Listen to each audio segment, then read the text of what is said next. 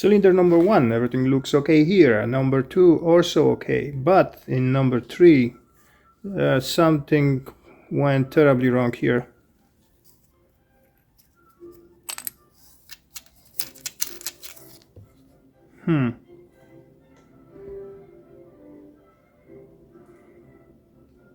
Number 4 seems to be fine.